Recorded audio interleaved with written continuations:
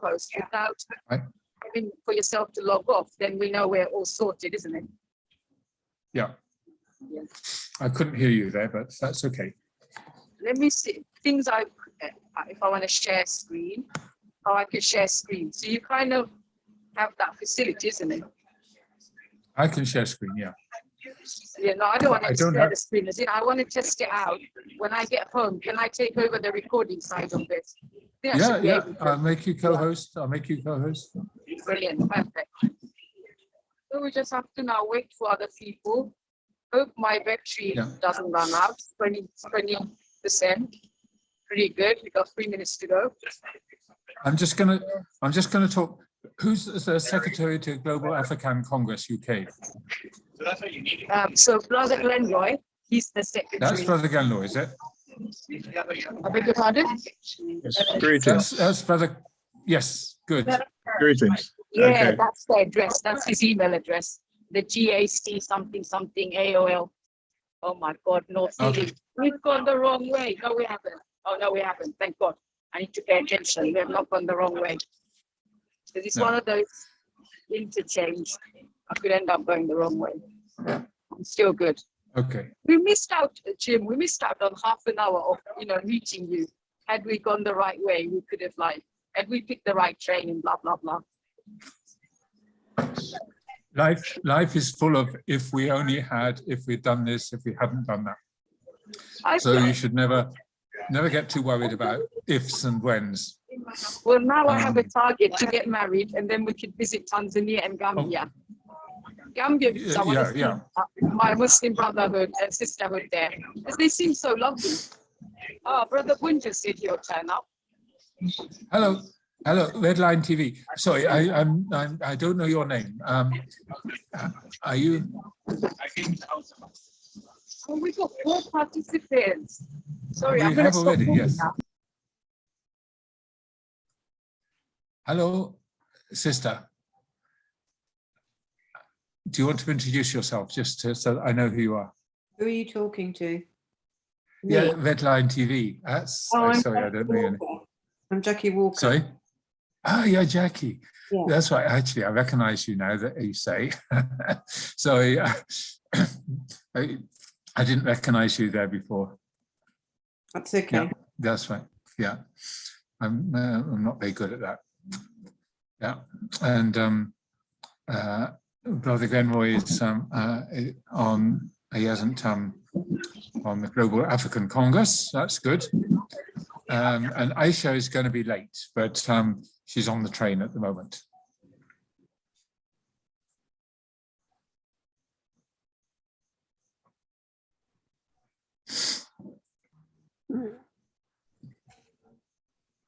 So we've got a minute or so.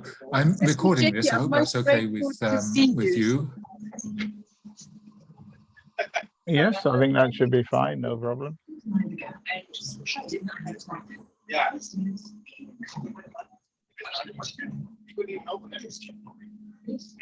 Brother How Akic long coming do you in. think? Aysha, how long do you think before you get home? Greetings, and my mom's here too. I'm really sorry, Jim's doing the recording. I went to see Sister Ebony, and now I'm running late. It's my fault. About it, just wondered if you can give an estimate. Sister, I can't even hear properly. I'm most grateful to see Sister Jackie, and I know she's turned up because of you, Brother Glenroy. So we're most grateful. And I'm going to remain quiet because I can't hear very well, and all the train sounds. Yeah. So just Brother Glenroy and Jackie and Akic is now on. We just wanted to sort of like say something about, and I might say this again a bit later, say something about why we formed the Interunion for Solidarity or Interunion for Justice. In that, I was with Aysha in the London School of Hygiene and Tropical Medicine, and part of the UCU union there. And Aysha was making some very good points about racism in the London school and making some very good points about how we could deal with that. And she wasn't getting listened to. She wasn't getting listened to by the management in the school, which you can accept that. But you can also say she wasn't getting listened to by people in the union. And we thought that we didn't know what the scale of the problem is of racism in the unions in the UK. And what we wanted to do is set up a forum whereby we could get people to talk about their experience of racism in the unions. And once we'd done that, we had a torrent of voices which we could do that. And now we really want to know what can we do about that in going forward. And so I think that we're very positive. I think both Aysha and myself and Brother Akic, who's been on in this part for a long time, very positive about unions and about the way that they can help the solidarity of vulnerable and people who have issues about their work and their working terms. But we do need to acknowledge the fact that unions themselves have an issue with racism. And that's really why we formed this, this group. So I can see we've got Brother Akic. Do you want to just say hello? Brother Akic is another founding member of the Interunion4 Justice.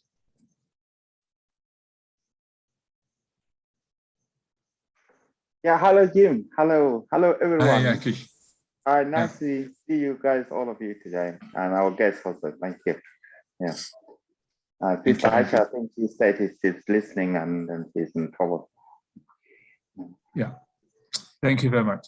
Okay, and Aysha is very pleased to invite Brother Glenroy to, as the Secretary of the Global Afrikan Congress UK, to come to this meeting.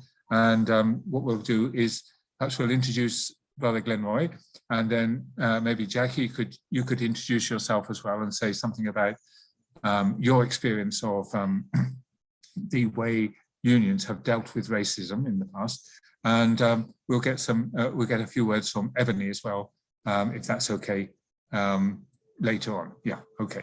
So, Brother Glenroy, do you just want to say a few words about your experiences? Yes, greetings, everyone. Good to see you all. Great to see you, Jackie. I haven't seen you for some time.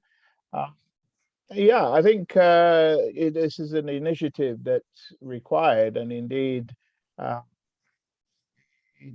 it's no problem in replicating it both on a national level or indeed in individual unions, because I think that's what the various equality structures were set up for. Unfortunately, I think along the way, people have become distracted. It's about positions within the trade union. It's about another rang on the ladder, or indeed maybe putting something on your CV. This has been a problem within the trade union, that a large proportion of Black people, and I use the term Black to cover everyone who's not white. I'm of that age, and that's how we went about this, because we felt it was a modus of solidarity. It met everybody who, as we put it, suffered from discrimination. And when we said that include the Irish community, we meant the Catholic Irish community who were being discriminated against. But of course, as all these things do, they do get, I say polluted, perhaps is a better way to describe that. However, the idea is correct, I think.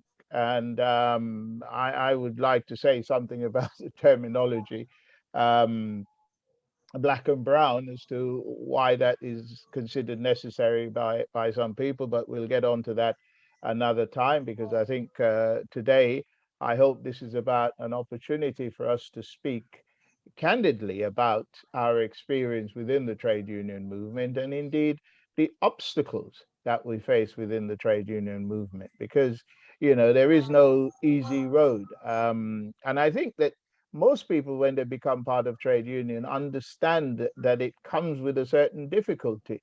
We're not some sort of puritanical structure within society.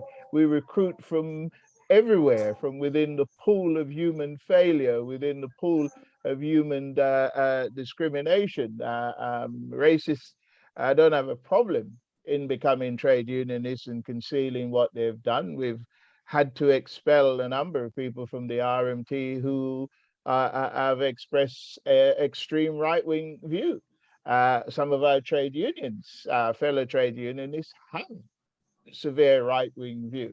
There's a case currently re-emerging on the railway, on the underground, of a fellow employee who had a swastika on his leg, and the eagle that is used by the Nazi regime on his shoulder somewhere, and or on his arm, because he then used to wear short trousers, something we fought for, because we say it's hot in the tunnel, let's have some shorts.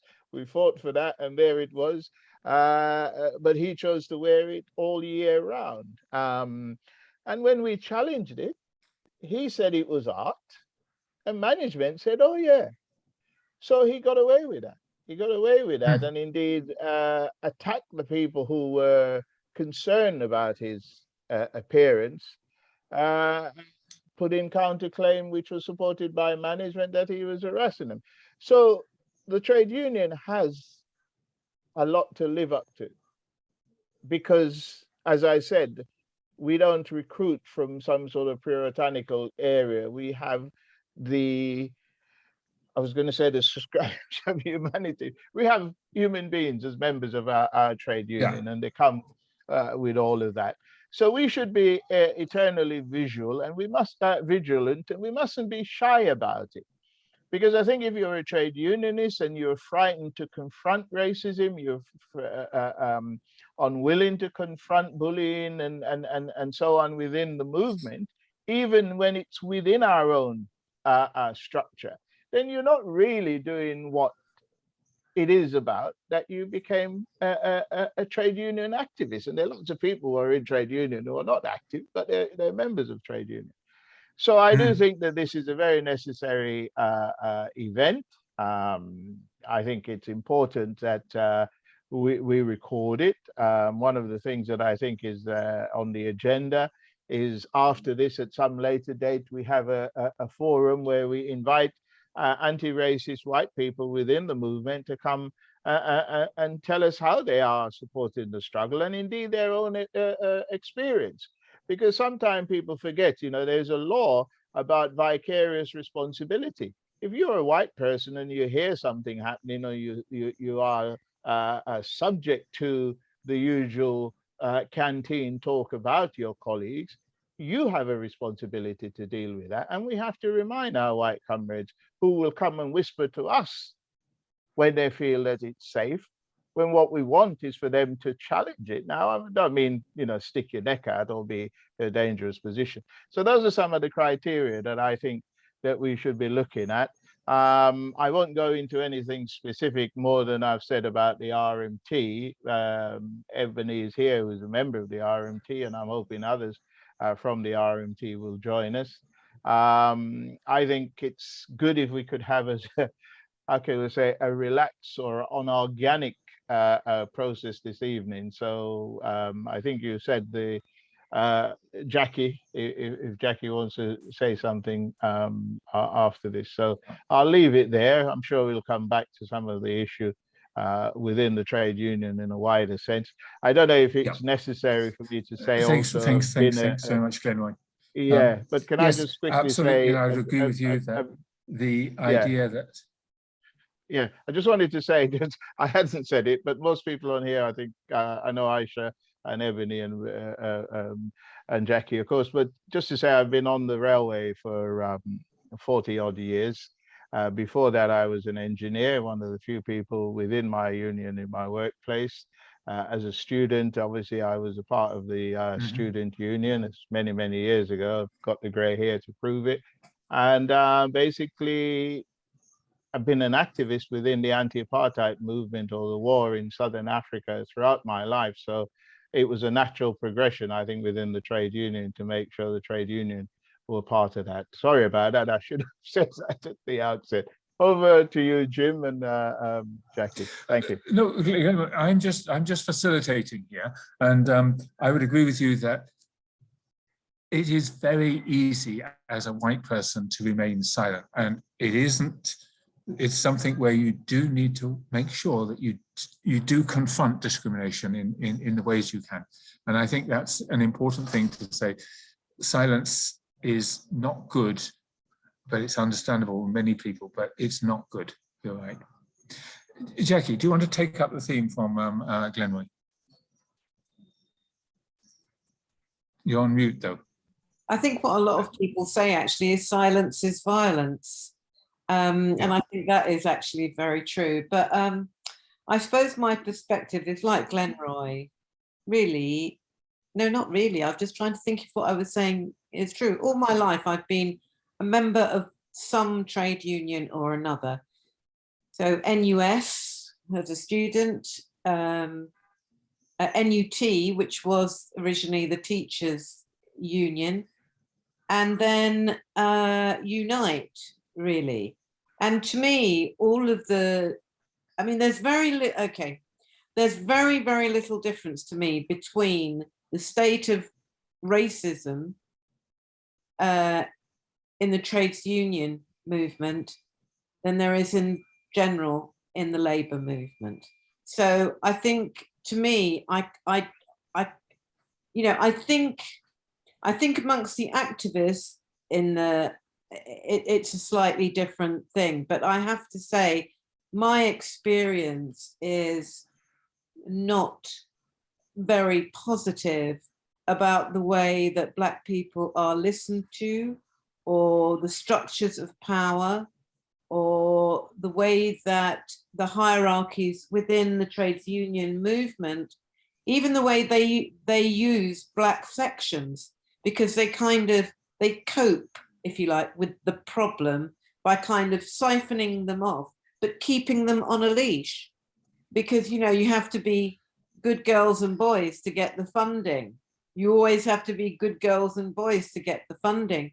And if you want to go up, just like in any hierarchy, there are certain people you will need to be friends with and certain things that you've got to say. So I think the whole issue is a structural issue and it's a personal issue. And I think what happens both in the trades union movement and in the Labour Party and other labour organisations is that in some ways they feel themselves as exempt because, they see themselves on the left as being on the left. And I think that's one of our real primary difficulties is somehow finding a way to give that voice. I'm not at my most positive at the moment, although I think, within the trades union movement, I think there are some trades unions as ever that are doing a lot better than others. And, it's really funny, Glenroy, because I came across my little RMT badge when I went to speak to the Black section at the conference, the RMT. They gave me this lovely enameled RMT badge. We made a joke about me being an honorary RMT member, being made an honorary RMT member. And that certainly is something that still, gives me a lot of pride. But I think we have to acknowledge that it's a huge fight to get our voices heard. Mm-hmm. Yeah, absolutely. And I think the other thing that, as you said there, it is a structural, it's an institutional issue.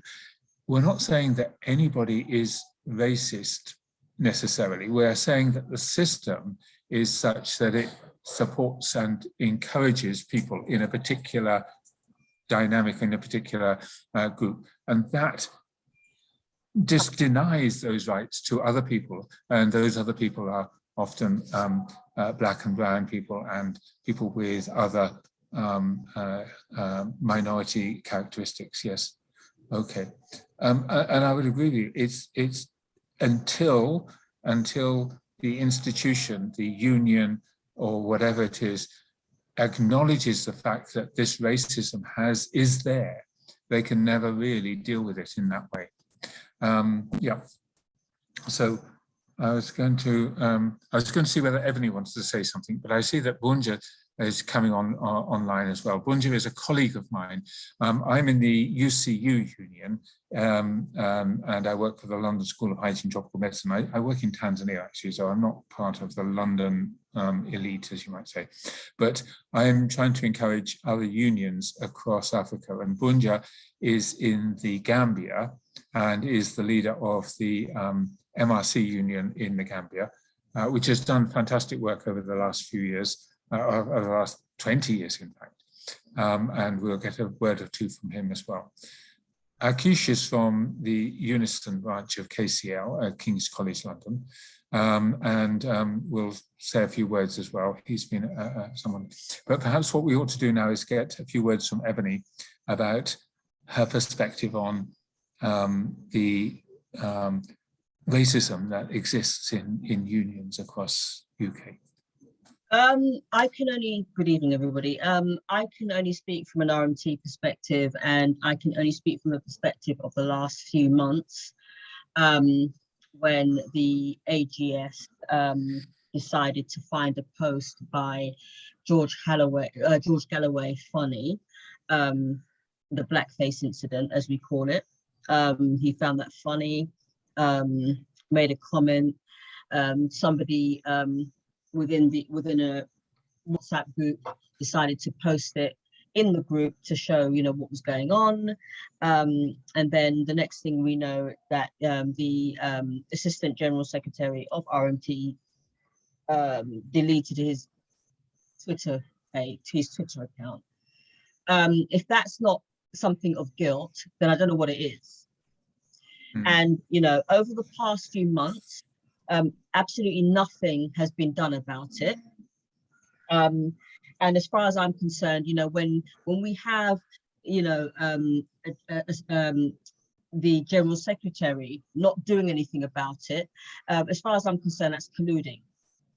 Okay, so the fact that he's practically colluding with the Assistant General Secretary, with the Assistant General Secretary, that just goes, as far as I'm concerned, that's just racist itself. I don't care what anybody wants to say. You can paint it, anyone can paint it whatever color they want to, or sex it up as much as they want to. But as far as I'm concerned, when you collude, it means that you're exactly the same as the person that you're colluding with. And as an RMT member, I've been an RMT member 14 years now, having been an RMT member with Heathrow Express before London Underground.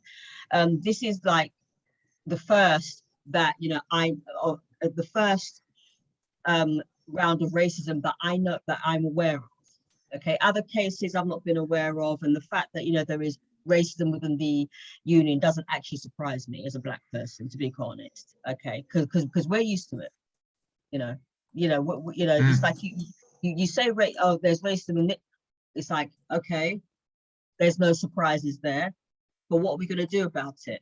And quite frankly, when you have somebody, when you have at least two people, because there could be more within the union, as far as I'm concerned, and again, that wouldn't surprise me.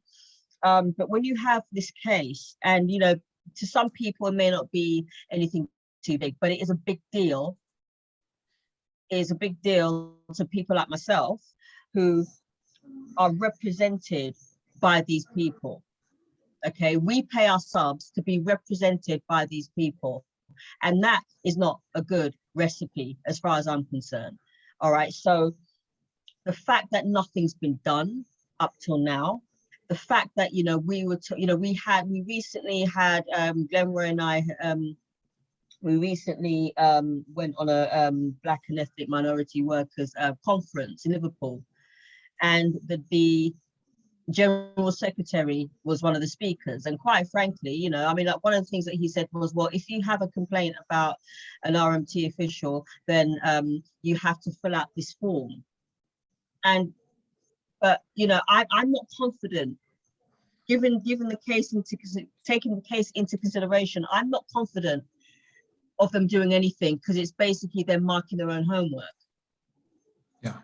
And I've always said, I've been saying for quite a while actually, that you know, the RMT needs to have an independent organization to come in and actually assess the situation and actually do an investigation, because RMT officials, the ones that we have now at Unity House, cannot be trusted, because they're only going to be doing their own homework, and they're just going to turn around and say, oh, well, we found nothing. And that's not good enough. Yep. No. So, yeah. So as far as I'm concerned, you know, something needs to be done quick. These people need to be brought into account. Other people within the, because I mean, I've heard of other cases with you know, within the union, but you know, this one sticks out because it's the most recent. And you know, it wouldn't be of any great surprise if people chose to leave the RMT, because we are in a situation where we have to, you know, look at these people and think, all right, well, you want my trust. Yeah. You want me to pay my subs, and you expect, and you want me to, just bear with me because I've got a customer to do. Okay. Absolutely right. Absolutely right. So racism is present in so many different places in so many different ways.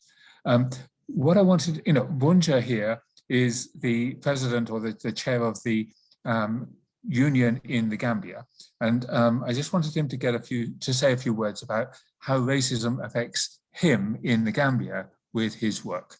Bunja, do you have can you show your face and just get out a few, give us a few thoughts? Yeah, thank you very much, Jim. So, thanks. Good evening, all the listeners. Yeah. Sorry that my voice is gruffy. I'm down with flu from yesterday, so that's why I said I can't stay long. Yeah, you know, as you just said, racism is all over every other area, every other section.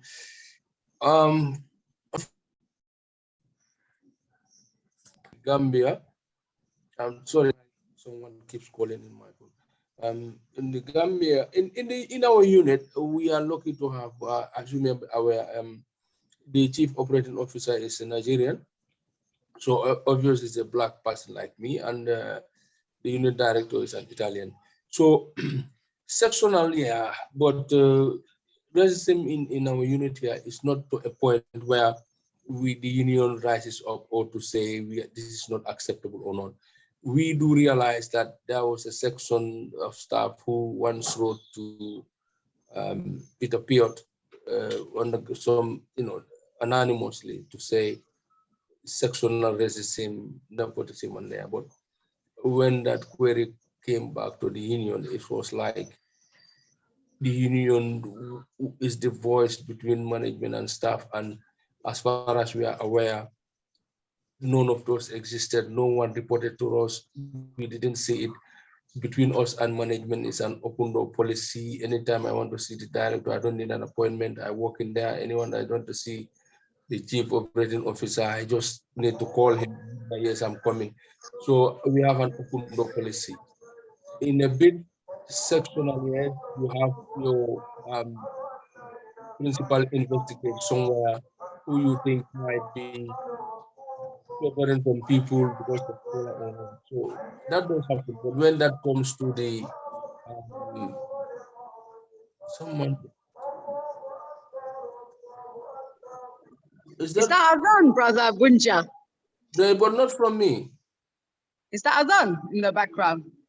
Not from me. No, it is the call to prayer from the mosque just down the road from me. Muslim power. Oh, it's in Tanzania. All right. Yes. It's a Tanzanian mosque, yes.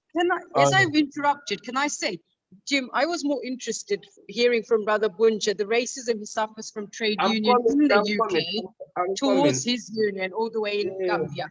I'll be there. I'm coming. I know that in that's where I'm ending up. So when you look at the unions in UK, we in the Gambia thinking that they need to be supportive of us. When I first started, I was introduced to the union by, I sent a mail to HR, and then my mail was sent to the union. So I got only one reply.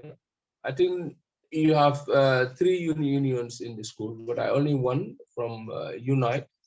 And then after some time, I did send a mail to them once, but that was the end of it. Anytime I send mail, no one replies.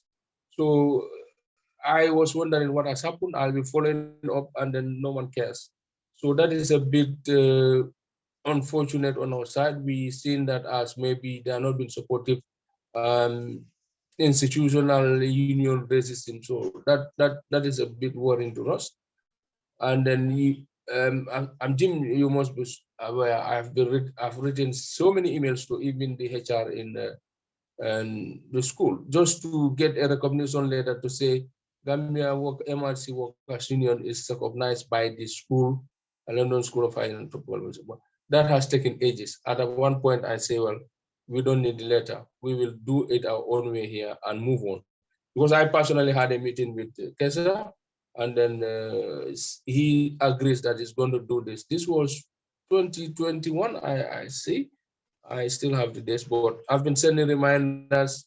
I've personally used my own money to call directly on the number. I've been connected to the HR office. It kept ringing. So we thought that is not. We thought that is not a supportive of the union in the Gambia. We thought we are all part of the school. So when I write to Unite, I was thinking that they're going to write back. At one point, even on a particular Zoom, that lady, Sister Aysha, was trying for me to talk. Someone will say, no, we won't give him the opportunity to say anything. So those type of things we felt is trickling from other sections. So sectional racism in unionism is definitely there, but we thought that everyone is equal. No one should be pushed aside because of your color or race. We are all created by God. And then we want the unions to be together, to be able to fight injustices in institutions, in countries. So basically, this is what we have gone through here in the Gambia. We've not been, for UCU, I can say, I think Jim is part of them, is very supportive for us, and is very supportive for the Uganda, setting up the Uganda district. So we are thankful to Jim for connecting us. For the JJ, the meeting, yes, we have been invited to the meeting. Unfortunately, the last one I could not have attended. I would have at least expect to say something about it. But basically, this is what we've gone on through in the country, and I've been reading our messages. I've been hearing some instances where it's clear that Black unions are not very much being supported over there. But we are doing it our own way in the Gambia. As I said, you know, we are more than 1,200 members. We are everywhere. We do things in our own way. We don't look at colors. We have multiple, more than 200 or something different ethnicity within our MRC Gambia. But when someone is like admitted or something is going to a disciplinary hearing or so forth, we don't look at the color. We look at why the union is here to support people. So we try to avoid people labeling us as, oh, these are racist. That's a Black guy who has done this and they are fully supporting him. I'm a different color, and then they don't want to support. So we try to avoid that as much as possible. In fact, we tend to lend our hand to give a good support to the other side, different colors than our own people. Yeah. So we try to avoid that. Yes. So that is something that we are very mindful here. And yeah, I think that caps up what I just want to summarize in a sense. Yeah. Thanks, Bunja. And you know, it illustrates that there are unions across the world, and there are unions in different countries, and there are still barriers to collaborating between the unions as well as within the union. So that is important to note. Yeah. Akic, do you want to just say a few words about Unison and King's College? And then we'll go on. What I was going to say is, what's the next steps after this?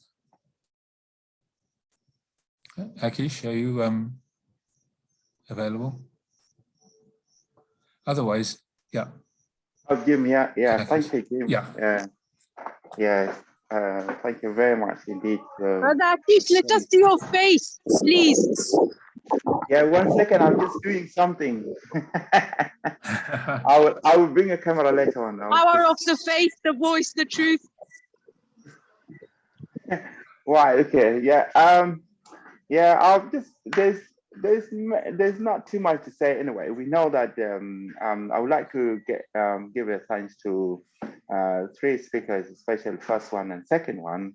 And salam alaikum, brother Bunja in Gambia. So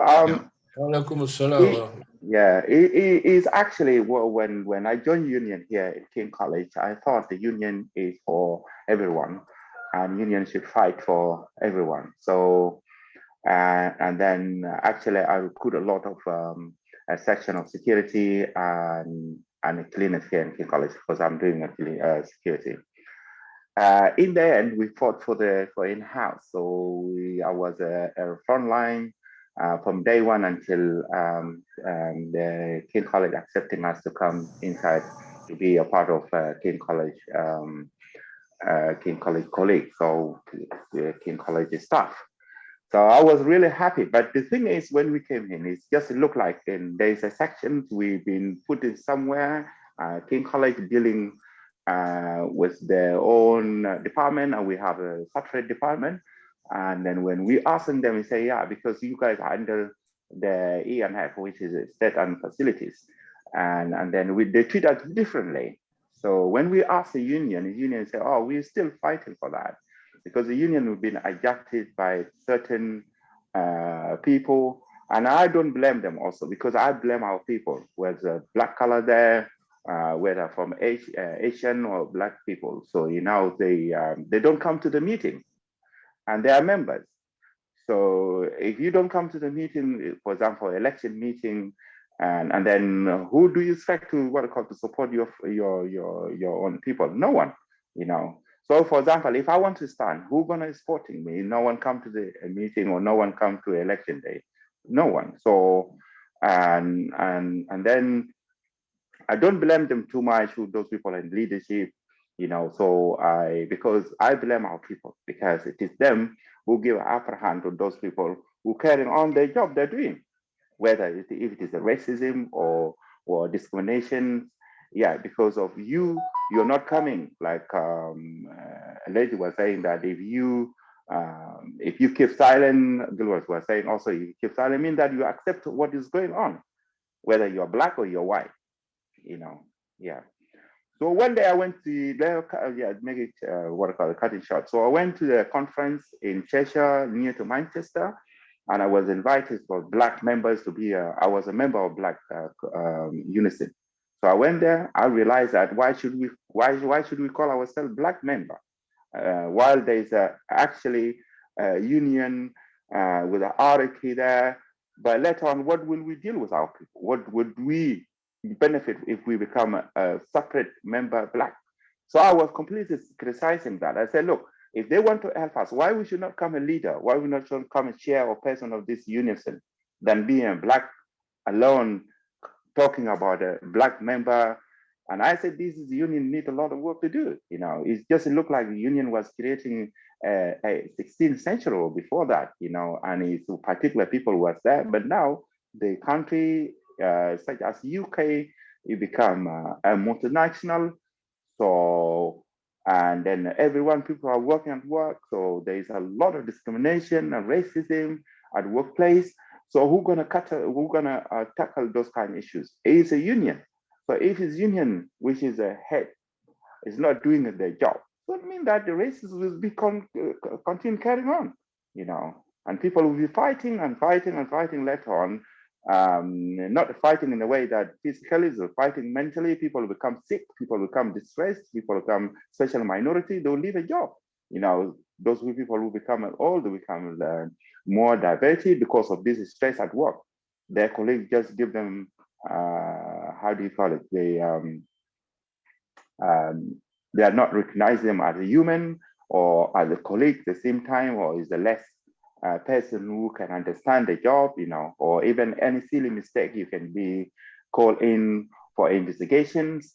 Then other your colleagues sometimes doing a lot of mistakes, other colors, then time you're not being called in, you know. So union, especially Unison, especially started from head, not only King College. It started from where the Unison is headquartered. Is it need to be a restructure, you know. Need to say that this kind of black members who think that they are powerful, they are not powerful, they are powerless.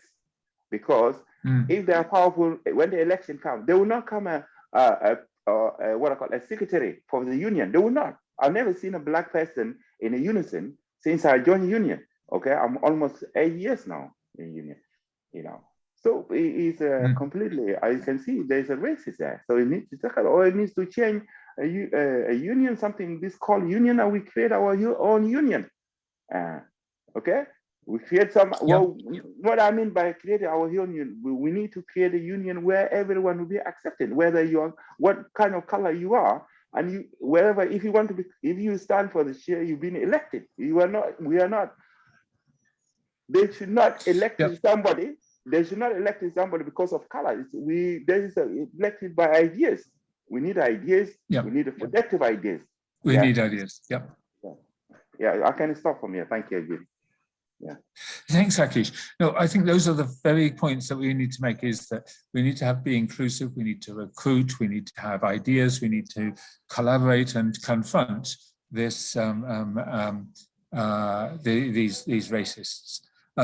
But what is the action that we're going to do taking it forward? I mean, as we go back to Glenroy, what do you think, where can we, what is the action that we need, next steps?